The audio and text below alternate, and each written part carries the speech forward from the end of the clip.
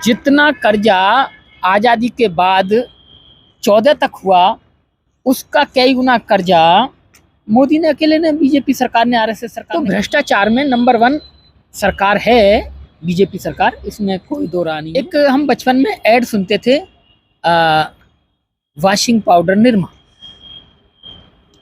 और आज वही जुमला बन गया है washing powder RSS. BJP join कर लेता है उसके सारे पाप धुल जाते हैं, और जो नहीं करता है वो जेल में जाता है। उदाहरण आपके सामने। आप क्या कह सकते हैं, अंधभक्त की बात यहाँ मत करिए। अंधभक्त तो अंधभक्त है। अंधभक्त तो ये कहेगा कि मेरे बाप से बच्चे पैदा नहीं होते, मेरे बाप ने बहुत कोशिश की, मैं पैदा नहीं हो पाया, वो तो मोदी जी सरकार आ गई तो मैं पैदा हो गया। यहाँ तक भी भक्ति कहते हैं जी की गारंटी है कि अगर वो चाहे मुख्यमंत्री बने देश की, चाहे प्रधानमंत्री बने, तो देश बिल्कुल आयरन लेडी हैं और उनका कोई जवाब नहीं, उनका कोई शानी नहीं शासन से। तो मैं यही कहना चाहूँगा कि ऐसे मुश्किल दौर में बस यही देखें कि जो बीजेपी को कैंडिडेट हरा रहा है,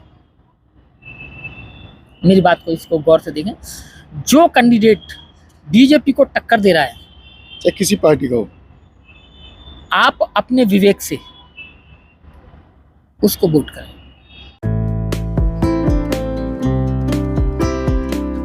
सभी साथियों को नमस्कार, मैं अरविंद कुमार। आप सभी का हमारे चैनल पर बहुत बहुत स्वागत है।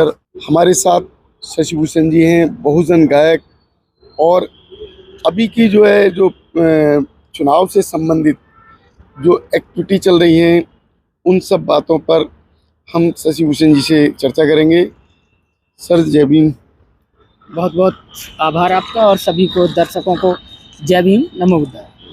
सर अभी जो चुनाव चल रहा है और जगह जगह एक पोस्टर हमें नज़र आ रहा है, पर लिखा आ रहा है कि मोदी भ्रष्टाचार हटाना चाह रहे हैं और विपक्षी भ्रष्टाचार को लाना चाह रहे हैं।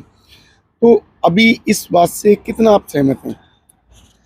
देखिए, भ्रष्टाचार की बात कहें तो जितना भ्रष्टाचार आज़ादी के बाद 2014 तक हुआ, सभी सरकारों को मिला के, उसमें जनता दल की सरकार भी रही, कांग्रेस भी रही, और भी जो सरकारें रही मिली जुली, उन सरकारों का भ्रष्टाचार मिला के, और एक तरफ मोदी का भ्रष्टाचार यानी कि बीजेपी का, आरएसएस का भ्रष्टाचार, उस पर भी आरएसएस बीजेपी भारी है।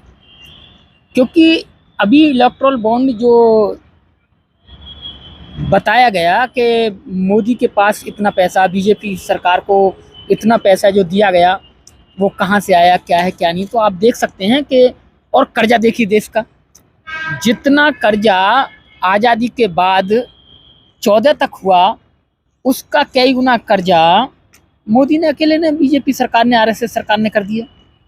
तो भ्रष्टाचार में नंबर 1 सरकार है बीजेपी सरकार, इसमें कोई दो राय नहीं है, और भ्रष्टाचारियों का एक जमावड़ा है बीजेपी, आरएसएस। एक हम बचपन में ऐड सुनते थे, वॉशिंग पाउडर निरमा, और आज वही जुमला बन गया है वॉशिंग पाउडर आरएसएस बीजेपी।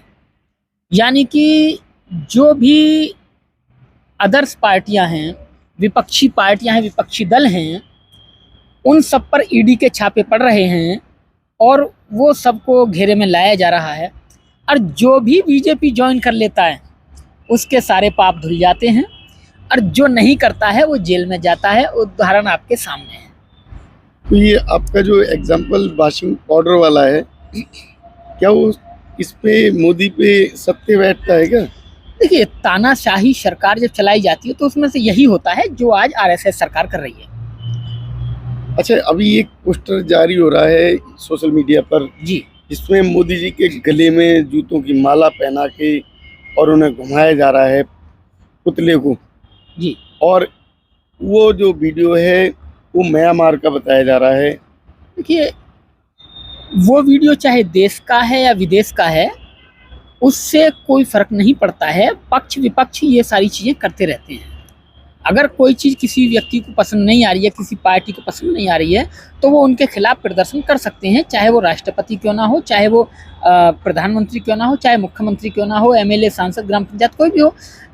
विरोध करने का, लोकतांत्रिक देश है, विरोध करने का सभी को अधिकार है। तो उस पर चाहे किसी भी देश का है, कहाँ का है, ये मैं नहीं जानता, देखा मैंने भी, लेकिन मैंने इतनी रुचि उसमें नहीं ली देखूं कि कहाँ किस देश का है।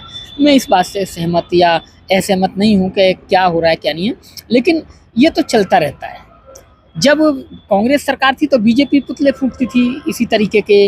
आज कांग्रेस विपक्ष में है तो बीजेपी कांग्रेस के लोग इस तरह का, या जो भी ये चलता रहता है। मेरा कहने का मतलब है कि जो डंका बज रहा था मोदी जी का, कहाँ कह रहे हैं आप, कैसे कह सकते हैं डंका बज रहा है? कौन कह रहा है डंका बज रहा है? चारों तरफ जो है जितने जो है आरएसएस बीजेपी के बंदे हैं या इनके जुमले में जो फंसे हुए लोग हैं, वो कहते हैं मोदी का डंका बज रहा है। देखिए, एक वो नाचने वाली थी, क्या नाम था वो, नंगी जो घूमती है कम कपड़े पहन के, क्या नाम है उसका, हम इधर उत्तराखंड की, हाँ कंगना रनावत। वो उसने तो यहाँ तक कहा था कि देश आज़ाद 2014 के बाद हुआ है। तो अंधभक्त को आप क्या कह सकते हैं? अंधभक्त की बात यहाँ मत करिए। अंधभक्त तो अंधभक्त है। अंधभक्त तो ये कहेगा कि मेरे बाप से बच्चे पैदा नहीं हो रहे थे, मेरे बाप ने बहुत कोशिश की, मैं पैदा नहीं हो पाया, वो तो मोदी जी सरकार आ गई तो मैं पैदा हो गया, यहाँ तक भी भक्त कहते हैं। तो इसमें भक्तों का कुछ नहीं कह सकते। भक्त तो चिल्ला चिल्ला के कहते हैं मोदी हाँ हमारा बाप है, मोदी हमारा बाप है। तो क्या करोगे? भक्तों का कोई जमीर, कोई विवेक, ज्ञान कसौटी थोड़ा ही होती है। अंधभक्तों की अंधभक्त है। अच्छा सर, एक बात हो रही है, अभी पूर्वांचल में परसों की घटना है, बीजेपी सरकार के जो कैंडिडेट उतारे गए हैं वो वहाँ मिलने गए थे अपने क्षेत्र में, उन्हें जनता ने खदेड़ के वहाँ से भगाया, घुसने नहीं दिया गाँव में। देखिए, भारत देश जाति प्रधान देश है और यहाँ कोई गांव किसी जाति का बाहुल्य है, कोई गांव किसी जाति का बाहुल्य है। हो सकता है कि वो जो गांव होगा वो आरएसएस का विपक्षी लोगों का गांव होगा, तो वहां उन्होंने ऐसा कर दिया, इसमें कोई बड़ी बात नहीं है। नहीं, उन्होंने ये कहा कि आप हमारे यहाँ से आए थे। वो बात ठीक है, मैं आपकी मान रहा हूँ। हम तो उनका विरोध तब जानेंगे जब वहां से बीजेपी का कैंडिडेट हारेगा। अच्छा, एक बात और है जी, अभी जो है जो जगह जगह जो है मोदी की गारंटी, हर बात में गारंटी सामने आ जाती है, वो गारंटी का राज क्या है? हाँ, मैं इस बात की गारंटी है, मोदी के राज में एक गारंटी है। एक गारंटी ये है कि मोदी के राज में धर्म के नाम पे दंगे होंगे। मोदी के राज में देश में जातियों का वर्चस्व होगा, एक जाति दूसरे की दुश्मन बन चुकी है। मोदी के राज में शिक्षा कमजोर होगी। मोदी के राज में जो बेरोजगारी है वो बढ़ेगी, चरम पे होगी। इसकी बात की गारंटी है, मैं गारंटी देता हूँ इस बात की। मतलब इस बात में मोदी जी की गारंटी है कि मोदी जी और 5 साल के लिए आ गए तो बेरोजगारी आपकी खूब बढ़ जाएगी और शिक्षा आपकी बंद हो जाएगी और देश में जाति धर्म के दंगे खूब होंगे, फैलेंगे, कुछ लोगों को मारा जाएगा। तो ये तो सब होगा आने वाले समय में, अगर मोदी की ये गारंटी है, मोदी की पक्का गारंटी मोदी। दूसरी तरफ हम देखते हैं कि यही उत्तर प्रदेश शासन में जो बहन मायावती जी का जो शासन था, उन्होंने क्या गारंटी दी थी? देखिए, बहन जी के शासन में मैं एक फिल्म देख रहा था, तो उसमें एक हीरो है, वो कहता है कि जो मैं कहता हूँ वो करता हूँ और जो मैं नहीं कहता वो जरूर करता हूँ। तो ये बात बहन जी पे लागू होती है। उन्होंने जो कह दिया कि हम अपने अगर सत्ता में आए तो ये करेंगे, तो वो होना ही होना है, निश्चित होना है। और जो उन्होंने नहीं कहा है और जो ठान रखा है वो निश्चित होना ही होना है। बहन जी के राज में जो चीज़ जनता चाहती थी, शासन कैसे होता है, ये उन्होंने करके दिखाया, इसमें कोई शक शुबा नहीं है। वो एक अच्छी राजनीतिक नहीं शासनकर्ता हैं और उनके राज में आप देख सकते हैं कि आप उनके राज को उठा लीजिए, आपराधिक आंकड़े उठा लीजिए, दंगों के आंकड़े उठा लीजिए और औरों के राज्य के, औरों के शासनकाल के आंकड़े उठा लीजिए, ये आपको पता चल जाएगा। दूध का दूध। आप उस पे गूगल पे जाके भी देख सकते हैं कि मायावती शासन में कितने दंगे हुए, कितने बलात्कार हुए पूरे उत्तर प्रदेश में, और औरों के देख लीजिए। तो उनकी, मायावती जी की, बहन जी की गारंटी है कि अगर वो चाहे मुख्यमंत्री बने देश की, चाहे प्रधानमंत्री बने, तो देश बिल्कुल आयरन लेडी हैं और उनका कोई जवाब नहीं, उनका कोई शान ही नहीं शासन सत्ता चलाने में। बाखूब।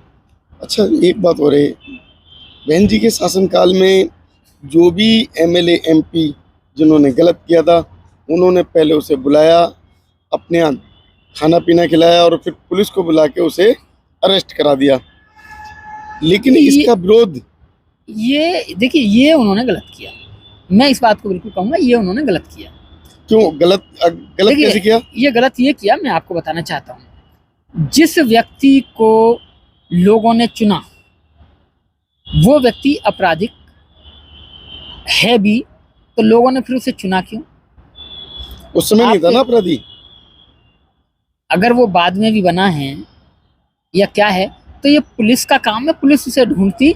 उन्होंने खुद बुला के और खाना खिला के ये जो कर किया, ये गलत है। उन्हें पुलिस का काम खुद था कि भाई आप कहीं से ढूंढ के लाओ या क्या है। उन्हें ऐसा नहीं करना चाहिए था। इतनी ज़्यादा सच्चाई, इतनी ज़्यादा ईमानदारी भी बहुत गलत होती है। लेकिन इसका विरोध हम देखते हैं बीजेपी सरकार में, लोगों ने बलात्कार तक किए ब्रजभूषण जैसे लोग, और उसके बाद भी आज तक उनके ऊपर जो है किसी ने उंगली नहीं उठा पाई पुलिस के। देखिए, मैंने आपको पहले ही बताया है कि बीजेपी वॉशिंग पाउडर है। BJP washing powder. वहाँ कोई भी कितना ही बड़ा अपराधी हो, कितना ही बड़ा बलात्कारी हो, कितना ही बड़ा हत्यारा हो, जो बीजेपी में चला गया, जिसने बीजेपी की सदस्यता ले ली, फिर वो सारी सुप्रीम कोर्ट, हाई कोर्ट सब उसे बिल्कुल बेदाग कर देती हैं। उस पर फिर कोई गुनाह का या गुनहगार वो नहीं होता है। वो एक वॉशिंग पाउडर है, उसके बारे में आप नहीं कह सकते। अच्छा, सुप्रीम कोर्ट ने जो अभी आदेश दिए थे एसबीआई को, एसबीआई ने जो है इलेक्ट्रोल बॉन्ड का जो फंड है वो किसके पास कैसे गया, सारा डाटा दे दिया, और उस डाटा में पूरी तरीके से बीजेपी के पास वो पैसा गया। लेकिन बीजेपी को ईडी सीबीआई नहीं उठा रही है, और विपक्षी दलों को जिनके पास उनके खातों में कुछ नहीं गया, उन्हें उठा उठा के जेल भेज रही है। मैंने अभी आपसे क्या कहा? जो लोग अपराधी हैं, जो लोग हत्यारे हैं, जो लोग भ्रष्टाचारी हैं, वो सब बीजेपी ज्वाइन कर चुके हैं। वो हत्यारे नहीं हैं अब। जब बीजेपी अगर आपने ज्वाइन कर ली तो आप हत्यारे नहीं हैं, चाहे वो कोई भी हो। तो आप उन्हें कैसे कह सकते हैं? क्योंकि बीजेपी खुद एक वॉशिंग पाउडर है, जो भ्रष्टाचारियों के भ्रष्टाचार धोती है, हत्यारों की हत्याएं धोती है। आप उठाइए ना, आप आंकड़े उठाइए। तो जनता क्या कर रही है? अभी मोदी जी ने तो ये कह दिया कि अब की बार 400 पार। नहीं मोदी जी, हम तो ये कहते हैं 400 पार ना, कम से कम 600 पार हों। हम तो ये कहते हैं कि जो हमारे देश से लगे हुए नेपाल है, हमारे देश से लगा हुआ पाकिस्तान है, हमारे देश से लगा हुआ अफगानिस्तान, और जितने भी हैं वहाँ भी इन्हीं के कैंडिडेट निकलेंगे। आप ईवीएम भिजवाओ। अच्छा, ईवीएम जाते ही वहाँ के कैंडिडेट इनके पास आप जाएंगे? पाकिस्तान ईवीएम भिजवाओ और वहाँ चुनाव कराओ। वहाँ चाहे पार्टियां पाकिस्तान की हों, पार्टियां चाहे नेपाल की हों, लेकिन कैंडिडेट किसका जीतेगा? बीजेपी का। बीजेपी का। इतना आपको विश्वास है? अरे तो विश्वास का है, तो ईवीएम है। ईवीएम है तो मोदी जी का कमाल है, मोदी जी की जान ईवीएम में बसी है। अभी आप जो है जो इलेक्शन के परिणाम है जी, उसको कहाँ तक जो जज कर रहे हैं? देखिए, जज करने की बात तो ये है कि अभी देश को शिक्षा की जरूरत नहीं है, अभी देश को शांति की ज़रूरत नहीं है, अभी देश को रोजगार की ज़रूरत नहीं है, अभी देश को क्या बोलते हैं, शांति की ज़रूरत नहीं है। जब इनको, भारत के लोगों को, भारतवासियों को इन चीज़ की ज़रूरत होगी, वो सत्ता परिवर्तन करेगी। अभी भारत के लोगों को किस चीज़ की ज़रूरत है? धर्म की, मंदिरों की, और क्या बोलते हैं, जातियों की, इनकी ज़रूरत है। और अभी जब तक ज़रूरत है, जब तक उनकी ज़रूरतें पूरी नहीं हो जाती हैं, जब तक वो पूरी तरह बेरोजगार होकर भूखे मर के सड़क पे नहीं आएंगे, तब तक आएगा तो मोदी। अच्छा, हिटलर जो शासन है वो कैसा था?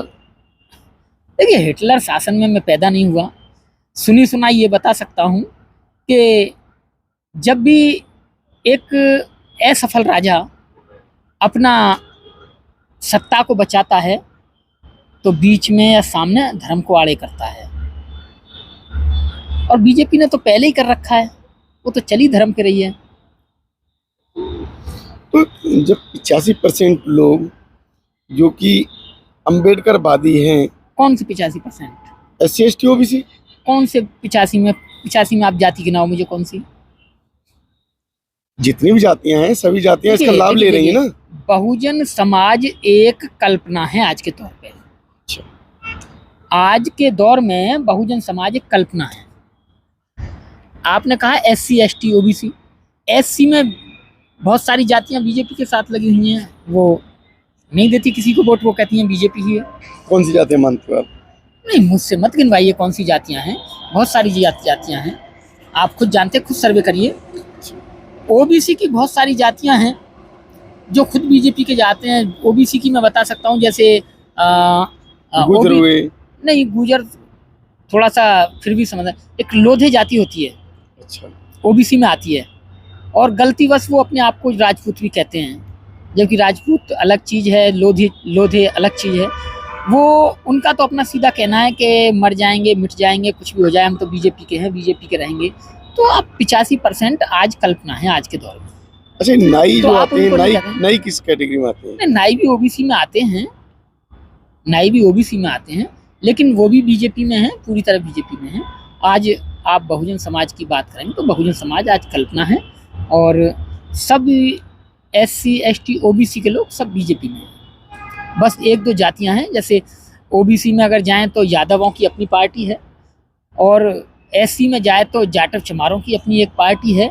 इन्हें छोड़ के बाकी सबकी पार्टी बीजेपी है। तो चुनाव को देखते हुए कुछ कहना चाहेंगे पब्लिक को? पब्लिक को मैं यही कहना चाहूँगा कि ऐसे मुश्किल दौर में बस यही देखें कि जो बीजेपी को कैंडिडेट हरा रहा है,